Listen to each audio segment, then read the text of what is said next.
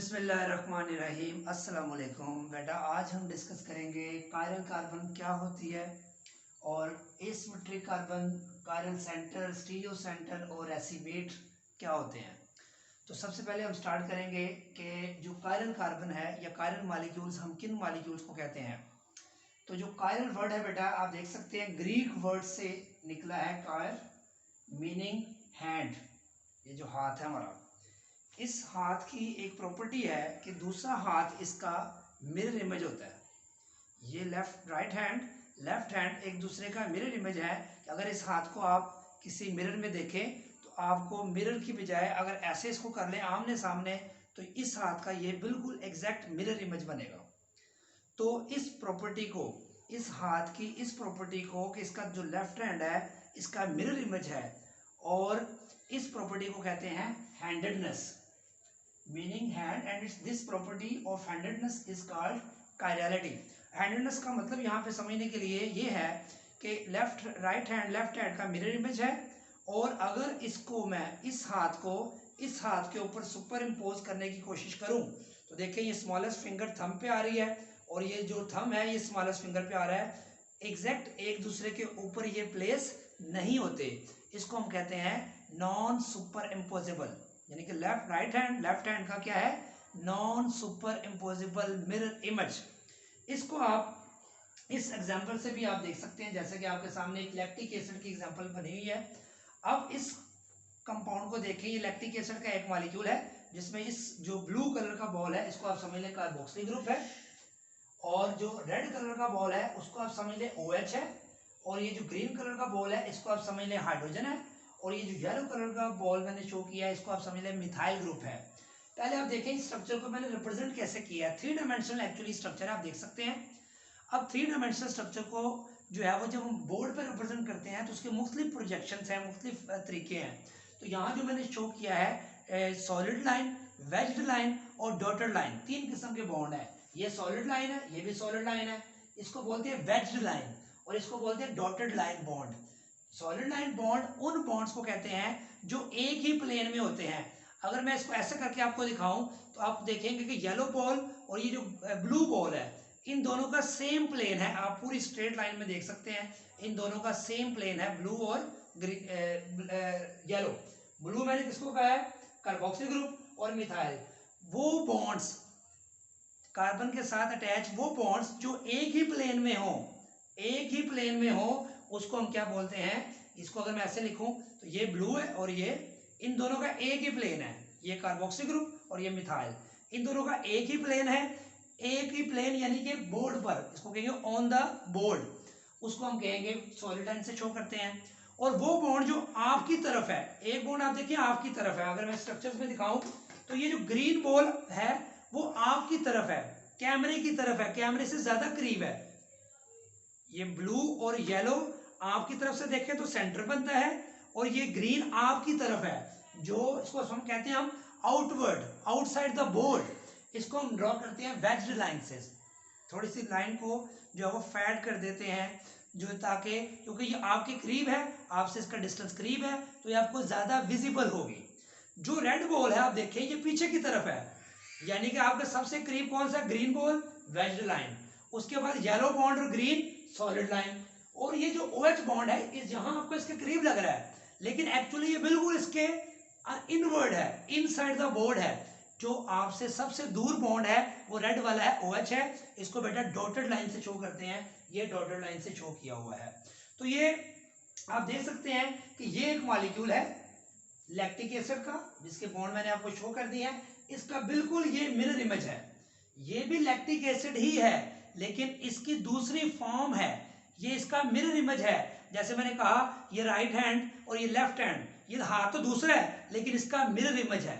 Same इसी तरह देख, कार्बोक्सिलिक एसिड के सामने कार्बोक्सिलिक एसिड है, देखें ये देखें, दोनों आपको उधर से देखेंगे आपको एक ही नजर आएगा मॉलिक्यूल। क्या वजह है कि एक दूसरे के बिल्कुल आमने सामने है। तो ये ब्लू के सामने ब्लू, ग्रीन, रेड, येलो के सामने येलो, रेड के पीछे बिल्कुल देखिए रेड है, और ग्रीन के पीछे आप देखें वहां से बिल्कुल ग्रीन है। तो ये एक दूसरे का 3 डायमेंशन में तो आप आसानी से देख सकते हैं मिरर इमेज। तो यहाँ भी ऐसे ही समझे आप कि ये दो मॉलिक्यूल एक दूसरे का मिरर इमेज है, आप देख सकते हैं ये।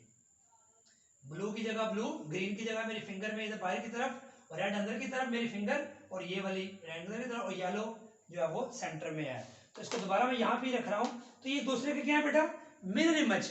अगर मैं इस मिरर इमेज को उठाकर इसके जगह पे इंपोज करने की कोशिश करूं, तो देखें ग्रीन के ऊपर ग्रीन आ रहा है, येलो के ऊपर रेड, येलो भी शायद आ जाए, लेकिन ब्लू इस तरफ है और ये ब्लू दूसरी तरफ है, तो और ये रेड रेड के ऊपर आ रहा है। इसका मतलब ये एग्जैक्टली एक दूसरे पे सुपर इम्पोज नहीं हो सकते।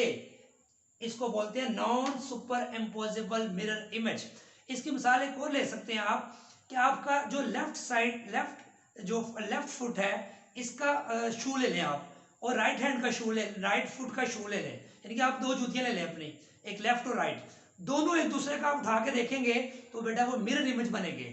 लेकिन अगर आप लेफ्ट पांव को, आप जो है वो लेफ्ट पांव को राइट पांव की जूती में ऐड करेंगे तो उसमें वो मिसफिट होगा, एग्जैक्टली फिट नहीं आएगा। हालांकि दोनों एक दूसरे के क्या है, मिरर इमेज। सेम उसी तरह जैसे ये इसके ऊपर आप इंपोज करने की कोशिश करेंगे तो देखिए ब्लू के ऊपर ब्लू नहीं आ रहा, तो ये नॉन सुपर इम्पोजेबल है। इस तरह लेफ्ट ग्लव और राइट ग्लव्स आप जब पहनते हैं सर्दियों में, तो आप देखें थंब वाला जो ग्लव का हिस्सा होता है वो ज्यादा बड़ा होता है और ये स्मॉलेस्ट फिंगर्स वाला छोटा होता है। अब उस राइट वाले ग्लव्स को अब जब आप लेफ्ट वाले में पहनने की कोशिश करेंगे तो उसमें सुपर इम्पोज नहीं आएगा, एग्जैक्टली फिट नहीं आएगा। एग्जैक्टली फिट ना आने को हम कहते हैं, जिससे ये इसको ऊपर इंपोज करने की कोशिश करें तो इसके ऊपर इंपोज नहीं हो रहा, तो इसको कहते हैं कि ये दोनों कंपाउंड एक दूसरे के मिरर इमेज हैं और नॉन सुपर इम्पोजेबल हैं, एक दूसरे पर सुपर इम्पोज नहीं हो सकते। ऐसे कंपाउंड को हम क्या कहते हैं, ऑप्टिकल एक्टिव कंपाउंड होंगे। और इस पेयर ऑफ आइसोमर्स को हम कहते हैं पेयर ऑफ एनेंशियोमर्स। क्या कहते हैं, पेयर ऑफ एनेंशियोमर्स। तो एनेंशियोमर्स क्या होते हैं, ऐसे कंपाउंड्स, ऐसे जो स्टीरियो आइसोमर्स जो एक दूसरे का मिरर इमेज हो, जो एक दूसरे का मिरर इमेज हो और नॉन सुपर इम्पोजेबल हो, और उनका बिहेवियर, उनकी फिजिकल और केमिकल प्रॉपर्टीज सेम हो, लेकिन उनका बिहेवियर क्या हो, सिर्फ उसका बिहेवियर, उनका बिहेवियर प्लेन पोलराइज्ड लाइट की तरफ मुख्तलिफ हो। क्या मतलब, एक क्लॉकवाइज रोटेट अगर करता है ये प्लेन पोलराइज्ड लाइट को, तो इसको पॉजिटिव कहेंगे, डेक्स्ट्रो रोटेटरी कहेंगे। जो उसका मिरर इमेज होगा वो उसको एंटी क्लॉकवाइज रोटेट करेगा, उसको नेगेटिव फॉर्म कहेंगे या एल फॉर्म कहेंगे, लीवो रोटेटरी। तो ऑप्टिकल एक्टिव कंपाउंड्स का भी समझ आ गया। Molecule having one chiral carbon is always chiral. अगर ऐसा कंपाउंड जिसमें एक कायरल कार्बन, अब कायरल कार्बन क्या होती है, एक तो मैंने बताया कि उसको हम कहते हैं हैंडेडनेस की प्रॉपर्टी को कायरलिटी कहते हैं। अब इसकी वजह क्या होती है, ये कायरल कार्बन है। कायरल कार्बन ऐसी कार्बन को कहते हैं जिसके साथ 4 डिफरेंट ग्रुप्स अटैच हों। मिसाल के तौर पे देखें, ये डिफरेंट है, ये चारों डिफरेंट है, कार्बोक्सिलिक है, मिथाइल है, हाइड्रोक्सिल, हाइड्रोजन। तो ऐसा कार्बन जिसके साथ 4 डिफरेंट ग्रुप्स अटैच हों वो कायरल कार्बन कहलाता है। उस मॉलिक्यूल को कायरल मॉलिक्यूल कहेंगे। वही मॉलिक्यूल इस हैंडेडनेस की प्रॉपर्टी, जिसको हम कायरलिटी की प्रॉपर्टी कहते हैं, शो करेगा। Non super imposable mirror refraction की प्रॉपर्टी को शो करेगा, एनेंशियोमर का पेयर बनेगा। अगर ये कायरल कार्बन नहीं है, जैसे कि ये कार्बन है, इसके साथ 2 ग्रुप्स आप देखें मिथाइल ग्रुप के हैं, ये सेम है, सेम होने की वजह से इसको कहेंगे ये कायरल कार्बन नहीं है, ये सुपर इम्पोज हो जाएगी अपने मिरर इमेज पे, इसलिए इसको हम बोलते हैं ए कायरल या ऑप्टिकली इनएक्टिव होगा। ये प्लेन पोलराइज्ड लाइट को रोटेट नहीं कर सकेगा और ये प्लेन पोलराइज्ड लाइट को रोटेट कर सकेगा।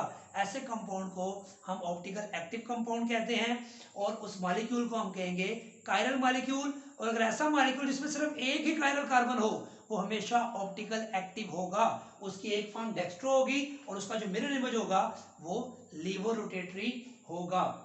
उसके बाद जो हमारे पास आती है टर्म एनेंशियोमर का, मैंने बता दिया कि ये दो जो स्टीरियो आइसोमर्स हैं इनकी फिजिकल और केमिकल प्रॉपर्टीज सेम है। ये जो है सिर्फ अपना बिहेवियर डिफरेंट शो करते हैं प्लेन पोलराइज्ड लाइट की तरफ। ऐसे कंपाउंड्स को हम ऑप्टिकल एक्टिव कंपाउंड कहते हैं। और ये जो पेयर ऑफ एनेंशियोमर है, ये जो पेयर ऑफ आइसोमर्स है, ये मिरर इमेज है और नॉन सुपर इम्पोजेबल हैं एक दूसरे पर, इसलिए इसको बोलते हैं एनेंशियोमर्स। उसके बाद कहता है it has 2 stereoisomers which are non-superimposable mirror reflections of each other are called enantiomers। ये मैं आपको बता चुका हूँ। उसके बाद कहता है कि lactic acid is optical active compound lactic acid optical active किस वजह से है? इस कायरल कार्बन की वजह से है, इस कायरल सेंटर की वजह से है। अगर ये कायरल सेंटर ना होता तो ये ऑप्टिकल एक्टिव प्रॉपर्टी शो ना करता।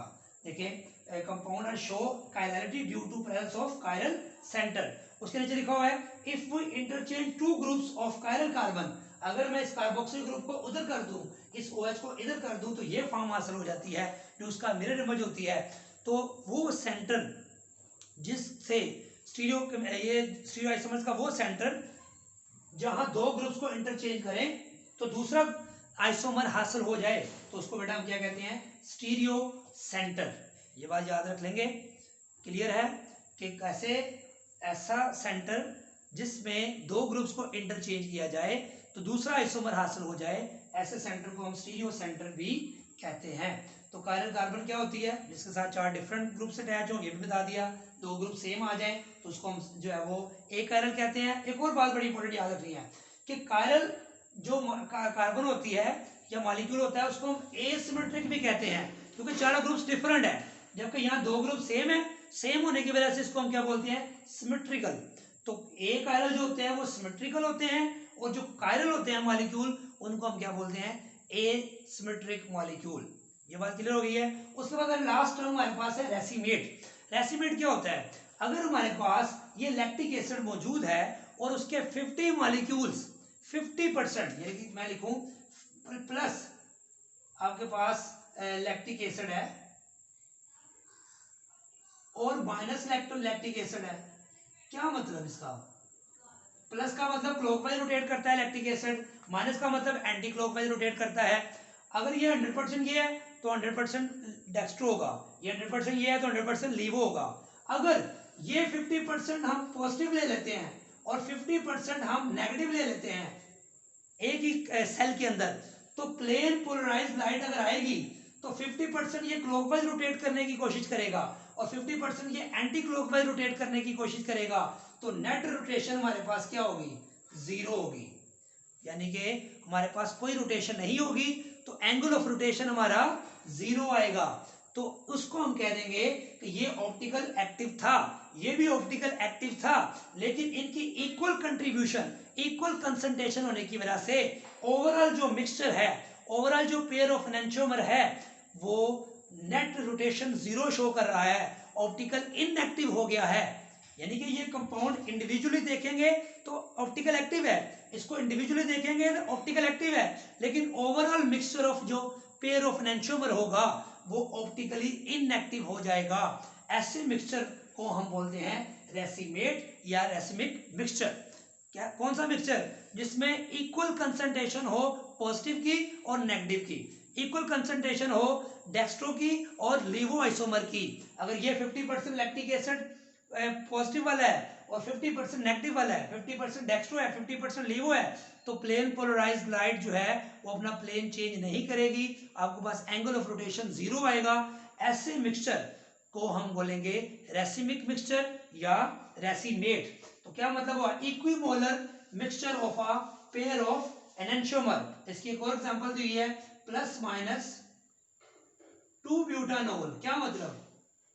2 ब्यूटानोल एक जो है इसमें सेंट्रल कायरल कार्बन मौजूद है, ये ऑप्टिकल एक्टिव है, प्लस का मतलब है डेक्स्ट्रो, माइनस का मतलब जो है वो लीवो। लेकिन इसको प्लस माइनस जब हम लिखते हैं तो इसका मतलब रेसिमेट है, प्लस और माइनस की कंसंट्रेशन सेम है, 50% डेक्स्ट्रो 50% लीवो। इसको हम डीएल से भी रिप्रेजेंट करते हैं। डीएल का मतलब भी क्या होगा? 50% डेक्स्ट्रो 50% लीवो। उसके बाद कहता है अगर हमारे पास ये कंपाउंड है प्रोपानोइक एसिड, ये बेटा प्रोपानोइक एसिड है, इस प्रोपानोइक एसिड में आप देखें तो ये जो दो हाइड्रोजन है इसको मैं ओपन करके लिखता हूं, ये एक कायरल कंपाउंड है। कैसे? इस कार्बन के साथ दो ग्रुप डिफरेंट है, ये दो ग्रुप सेम है, तो ये एक कायरल कार्बन है, ठीक है, एक कायरल कार्बन है, एक कायरल कंपाउंड है। इसको बेटा अगर हम ब्रोमीन से ट्रीट करें in the presence of phosphorus, तो इसमें ब्रोमिनेशन होगी, एक H इस Br से मिल जाएगा तो ब्रोमीन यहां लग जाएगा, और एक Br इस H को साथ भी मिल सकता है तो यहां भी ब्रोमीन लग सकता है। तो हमारे पास जो प्रोडक्ट हासिल होगी वो क्या हासिल होगी? एक हमारे पास फर्ज करें ये प्रोडक्ट हासिल होगी CH3 C Br, ये H और ये COOH। फिर दूसरी पॉसिबिलिटी क्या है कि बी आर दूसरी तरफ अटैच हो, ये हमारे पास H और ये बी आर। इसमें क्या मतलब आप देख सकते हैं कि हाइड्रोजन अगर यहां से रिमूव हुई एफर्ट्स करें तो बी आर यहां अटैच होगी तो ये बी आर लग गया, दूसरी तरफ से निकलेगी तो समझ लें ये बी आर है। तो ये दोनों एक दूसरे के, ये कायरल सेंटर है, कैसे, क्योंकि ये चार ग्रुप डिफरेंट हो गए हैं, ये भी चारों ग्रुप डिफरेंट है, तो ये भी ऑप्टिकल एक्टिव बन गया, ये भी ऑप्टिकल एक्टिव। एक कायरल कंपाउंड से हमने कायरल कंपाउंड हासिल जब किया तो एक कायरल कंपाउंड पॉजिटिव वाला है, अगर ये डेक्स्ट्रो है तो ये लीवो है, तो 50% डेक्स्ट्रो होगा और 50% बेटा लीवो होगा, तो रिजल्टेंट रोटेशन क्या आएगी, जीरो आएगी, एंगल ऑफ रोटेशन जीरो आएगा। इसका मतलब ये हुआ जब किसी एक कायरल से हम कायरल कंपाउंड बनाएंगे इस केस में, तो ये हाइड्रोजन यहां से निकलेगा तो ब्रोमीन इस तरफ लगेगा, यहां से हाइड्रोजन निकलेगा तो ब्रोमीन इस तरफ लगेगा, तो इनको अगर आमने सामने आप लिखें तो ये आपके सामने पेयर ऑफ एनेंटियोमर होगा, क्योंकि दोनों मिरर इमेज हैं, नॉन सुपर इम्पोजिबल है, कायरल कार्बन मौजूद है, और ये 50% डेक्स्ट्रो होगा, 50% लीवो, तो ये जो रिजल्टेंट रोटेशन आएगी वो जीरो आएगी, प्लेन पोलराइज्ड लाइट में कोई रोटेशन नहीं आएगी। इस हासिल होने वाले मिक्सचर को हम क्या बोलेंगे बेटा, रेसिमेट या रेसिमिक मिक्सचर। तो equimolar pair of a enantiomer, equimolar का मतलब इक्वल कंसंट्रेशन होगी पेयर ऑफ एनेंटियोमर की, तो वो जो है ऑप्टिकल इनएक्टिव होगा, रेसिमेट होगा। उम्मीद है कि आपको ये सारा लेक्चर समझ आ गया होगा। दुआ में याद रखें, चैनल को अगर सब्सक्राइब नहीं किया तो सब्सक्राइब करें, अपने फ्रेंड्स में इसको शेयर करें, और जो है वो कमेंट्स ज़रूर दें। अल्लाह हाफिज़।